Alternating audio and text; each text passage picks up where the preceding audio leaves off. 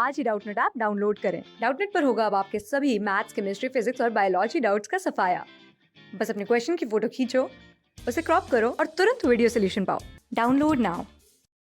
Hi friends, हमारा आज का टॉपिक है classification of towns on the basis of form. मतलब फॉर्म के बेसिस पे हम कैसे कैसे क्लासिफाई कर सकते हैं टाउन्स को, वो भी हम देखेंगे। तो पहला पॉइंट क्या बोलता है, urban settlement can be linear, square, star pattern और सर्कुलर वन। मतलब जैसा भी हम इसे प्लान कर देंगे वो वैसा बन जाएगा। In fact, the form of settlement, architecture and building style evolves from historical and cultural tradition। आप देखोगे कि कई बार क्या होता है कि जो बिल्डिंग का स्टाइल वगैरह होता है वो उसके कल्चर से और वो उसके हिस्ट्री से इंस्पायर्ड होता है। जैसे कि राजस्थान का जो पूरा लुक है वो उसके हिस्ट्री से बहुत ज़्यादा ही इंस्पायर्ड है। लेकिन उसी तरह हम क्या देखते हैं कि डेवलप्ड और डेवलपिंग कंट्रीज़ में हमेशा डिफरेंस होता है। तो उसी तरह जो टाउन्स और सिटी भी होंगी ना उन दोनों जगह की, उसमें हमेशा डिफरेंस होगा प्लानिंग में और डेवलपमेंट में भी। इसको और अभी डिटेल में पढ़ेंगे। जो डेवलप्ड कंट्रीज़ है वो ऑब्वियसली हमेशा से एक प्लानिंग प्लॉटिंग पे चली है, तो इसलिए जो उसके अंदर का सेटलमेंट भी होता है वो काफ़ी प्लान्ड होता है। लेकिन वहीं पे जो डेवलपिंग कंट्रीज़ की सिटीज़ होती है ना, वो हिस्टोरिकली इवॉल्व होती है और वो बहुत ही इरेगुलर शेप में होती है। देखो, ऐसा नहीं होगा कि ये ऐसा पॉन्ड हो गया और फिर इसके आसपास ऐसे घर है और फिर ये वाला पूरा एरिया छोड़ा हुआ है पेड़ वगैरह के लिए, बहुत सारे गार्डन के स्पेसेस हैं। हमारे जो डेवलपिंग कंट्रीज़ के सिटीज़ होते हैं ना वो ऐसे नहीं होते हैं, वो इरेगुलर होते हैं शेप में। तो उसी फॉर्म के बेसिस पे जो है ना हम अभी क्लासिफाई करेंगे कि कौन कौन से तरह के बन सकते हैं। तो इसमें क्या क्या लिखा हुआ है, बेस्ड ऑन फॉर्म क्लासिफिकेशन। तो पहला है एडिस अबाबा। इस नाम का मतलब क्या होता है, ये एक ग्रीक वर्ड है, इसका मतलब होता है न्यू फ्लावर। एडिस का मतलब न्यू और अबाबा का मतलब फ्लावर। ये एक सिटी है इथोपिया की। वो कहाँ पर में लोकेटेड है, हिल वैली पे, मतलब ये पूरी तरह से पहाड़ पे बसी हुई है। और 1878 में इसका इस्टेब्लिशमेंट हुआ था। इसका जो रोड है वो बहुत ही मेजर सिटीज़ को भी जो है कवर करती है, जैसे पियाजा हुआ, एरट हुआ, किलो हुआ। और वहीं के जो एडिस अबाबा है उसी के मरकाटो वाले जगह पर में बहुत सारे मार्केट्स हैं जो कि टाइम के साथ बढ़ते गए और अब वो बहुत ही बड़ा मार्केट कहलाता है कायरो और जोहान्सबर्ग के बीच में। इसी एडिस अबाबा के अंदर बहुत सारे अच्छे स्कूल्स हैं, एक मल्टी फैसिलिटी यूनिवर्सिटी है, एक मेडिकल कॉलेज है।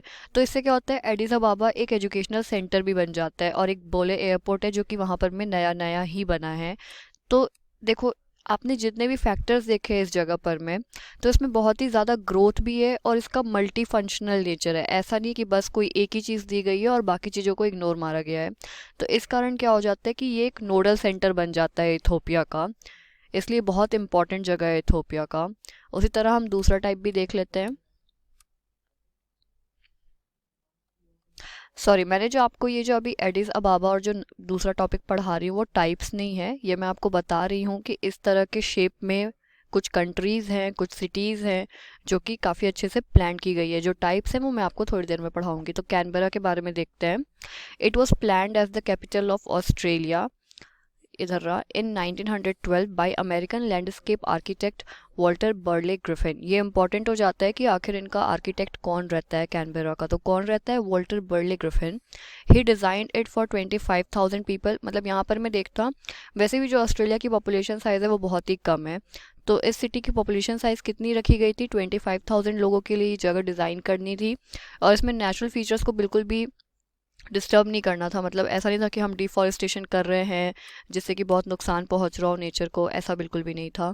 तो उसने इसके 5 मेन सेंटर बनाए। और देखो, जैसे कि एक सिटी है उसमें 5 मेन सेंटर डाले जिसके डिफरेंट डिफरेंट फंक्शन हो गए, तो इस तरह से वो सिटी क्या हो गया, मल्टी फंक्शनल हो गया। मतलब उसके हेल्थ का भी और एजुकेशन, मतलब जितने भी बेसिक एम्यूनिटीज़ है जो कि पूरी होनी चाहिए वो सब थी वहाँ पर में। तो इसका एक और पॉइंट देखो, during the last few decades the city has expanded to accommodate several satellite towns which have their own centres. मतलब ये और भी ज़्यादा प्रोग्रेस कर रहा है जैसे ही कुछ टाइम और बीता है। The city has wild open areas and many parks and gardens, जो कि हमने पहले ही डिस्कस किया था कि इसके नेचुरल फीचर्स को बिल्कुल भी डिस्टर्ब नहीं किया गया है। अभी तक के हमने ये 2 इम्पॉर्टेंट सिटीज़ देखी है कि कैसे प्लान किया गया है, कैसे आर्किटेक्ट ने इनको बनाया है जैसा हम चाहते हैं, जैसा हम बिलीव करते हैं कि डेवलपिंग कंट्रीज़ में भी हो। लेकिन अभी हम क्या पढ़ेंगे कि अर्बन सेटलमेंट के क्या क्या टाइप होते हैं।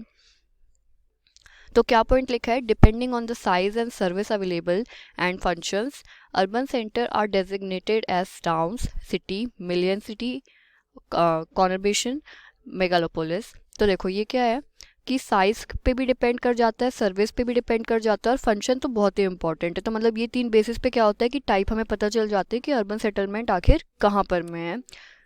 तो पहला क्या है, टाउन। ये बहुत ही बेसिक एंटिटी होती है। तो हम टाउन को जो है ना हमेशा विलेज से कंपेयर करके समझते हैं। इसमें जो मेन पॉइंट होता है ना वो पॉपुलेशन साइज नहीं होता है कि हाँ कहीं जगह की पॉपुलेशन साइज विलेज से ज़्यादा है तो हमने उसे टाउन बोल दिया।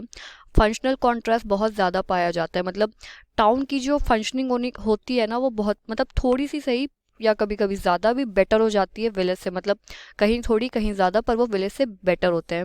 फंक्शन से हमारा क्या मतलब है, फंक्शन से हमारा मतलब हो गया मैन्युफैक्चरिंग, रिटेल एंड ट्रेड और प्रोफेशनल सर्विसेज। मतलब ये सब ना टाउन में ज़्यादा अच्छा होता है। अब एक स्टेप और आगे बढ़ेंगे सेकेंड पॉइंट की तरफ, सिटी।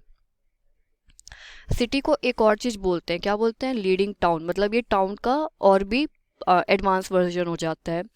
जिसने क्या कर लिया होता है, it must have overtaken it's local और रीजनल राइवल्स। मतलब देखो सिटी कैसे इवॉल्व होती है, मतलब उसके आसपास का रूरल एरिया है या कोई उसके आसपास की टाउन है, अगर उसने उन सब के ऊपर मतलब ज़्यादा बेटर परफॉर्म किया तो हम उस जगह को सिटी बोल देते हैं। मतलब ये जो जगह होती है ना वो आपस में ही compete कर रही होती हैं। तो लुइस मम्फर्ड का क्या कहना था, city is the physical form of the highest and most complex type of associative life. ये एक सेंटेंस था जो कि लुइस मम्फर्ड ने सिटी के बारे में कहा था। और आगे इसका पॉइंट देखते हैं। तो हम सिटी को क्या करते हैं, टाउन से कंपेयर करते हैं। तो पहला पॉइंट क्या है, city are much larger than towns, city have a greater number of economic activities. मतलब विलेज से ज़्यादा टाउन में, टाउन से ज़्यादा सिटी में।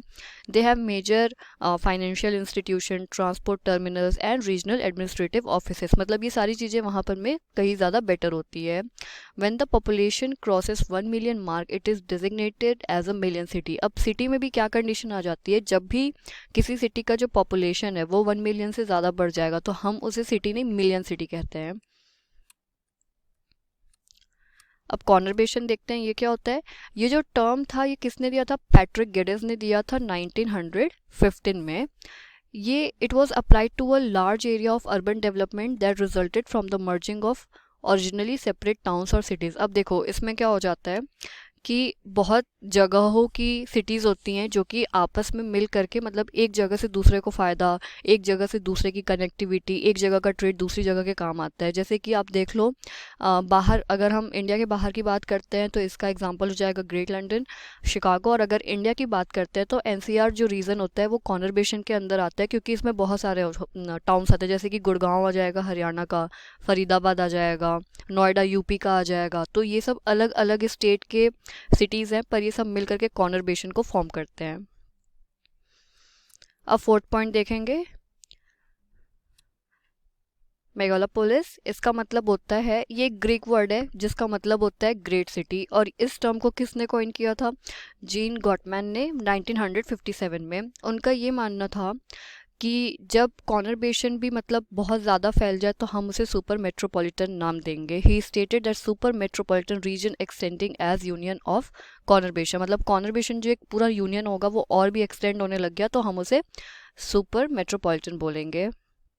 इसका एग्जाम्पल बहुत ही वास्ट स्केल में देखना पड़ता है, मतलब ये कोई छोटा मोटा एरिया नहीं होता है। जैसे कि यहाँ पे एग्जाम्पल दिया है, urban landscape stretching from Boston in north to south of Washington in USA is the best example of megalopolis. अब हम देखते हैं एक और टाइप जो कि है मिलियन सिटी।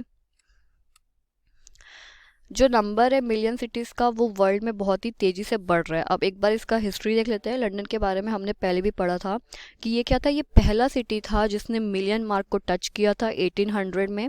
फिर पेरिस ने इसी मिलियन मार्क को टच किया 1850 में। न्यूयॉर्क ने भी इस मिलियन मार्क को टच किया 1860 में। By 1950 there were around 80 cities, मतलब जिन्होंने 1 मिलियन मार्क को टच कर लिया था। अगर अब लास्ट चीज़ देख लेते हैं कि कॉन्टिनेंट वाइज डिस्ट्रीब्यूशन क्या है मिलियन सिटीज़ की। देखो यहाँ पे हम कॉन्टिनेंट वाइज देख रहे हैं, तो अगर यूरोप के देखते हैं तो देखो इतने हो गए हैं 58, एशिया के 206, नॉर्थ एंड सेंट्रल अमेरिका के 79, साउथ अमेरिका के 43, अफ्रीका के 46, ऑस्ट्रेलिया के 6 और वर्ल्ड टोटल अगर अभी हम मिला के देखते हैं तो कितनी सिटीज़ हो चुकी हैं मिलियन सिटीज़? 438। और ये बात हो रही है मिड 2000 की, मतलब इसके बाद तो और भी ज़्यादा बढ़ा ही होगा ये। अब एक बार डिस्ट्रीब्यूशन देख लेते हैं मेगा सिटीज़ का। मेगा सिटीज़ होता क्या है उससे पहले वो पढ़ना पड़ेगा हमें। A megacity is a general term for cities together with their suburbs with a population more than 10 million people। मतलब देखो क्या हो जाएगा, मेगा सिटी हम उस सिटी को बोलेंगे जहाँ पर में कुल मिला के जो उसके सबर्ब्स होंगे, मतलब कि उसी के अंदर आने वाले कुछ टाउन्स या सिटीज़, अगर उन सब की पॉपुलेशन कुल मिला के 10 मिलियन से भी ज़्यादा हो गई तो हम उस सिटी को मेगा सिटी बोल देते हैं। तो मेगा सिटी के स्टेटस को ऑब्टेन करने वाला जो सबसे पहला सिटी था वो था New York. New York was the first one two attain mega city status with a population of 12.5 million bye 1950। ठीक है, तो मिलियन सिटी में सबसे पहले किसने अटेन किया था? वो था लंदन। वो सबसे पहला सिटी था जिसने मिलियन सिटी का टाइटल लिया था, और मेगा सिटी के टाइटल को न्यूयॉर्क ने लिया था। अगर हम अभी प्रेजेंट कंडीशन की बात करें तो वर्ल्ड में 25 मेगा सिटी हैं, और उसका भी मैंने यहाँ पर मैं स्निप किया है कि वो 25 सिटी कौन सी हैं। देखो ये हैं तो बहुत सारी कंट्रीज़, लेकिन अभी मैं आपको जल्दी से इंडिया का बताती हूँ। तो अगर इंडिया की बात करें तो ये रहा, देखो यहाँ मुंबई आ रहा है, दिल्ली आ रहा है, और अगर आप देखोगे तो और अब इंडिया का कोई नहीं है। चाइना से बीजिंग है, ऑब्वियसली उसकी कैपिटल है। बांग्लादेश से ढाका आता है, और यूएसए से एलए आता है। उसी तरह यहाँ पे बहुत सारी फेमस सिटीज़ हैं जिसकी पॉपुलेशन, मतलब जिसकी खुद की पॉपुलेशन और उसकी जो सबअर्ब्स है, मतलब जिसके अंदर टाउन सिटीज़ वगैरह आती हैं, उसके अंदर के डिस्ट्रिक्ट्स होते हैं, उन सब की पॉपुलेशन मिलाकर के कितनी क्रॉस कर चुकी है? 10 मिलियन से भी ज़्यादा। सो आई होप ये मेगा सिटी वाला पॉइंट भी क्लियर था। Thank you so much. Class 6 से 12 से लेके नीट, IIT, जेई मेंस और एडवांस के लेवल तक 10 मिलियन से ज्यादा स्टूडेंट्स का भरोसा। आज ही डाउनलोड करें डाउटनेट ऐप या व्हाट्सएप कीजिए अपने डाउट्स 8400 400 400 पर।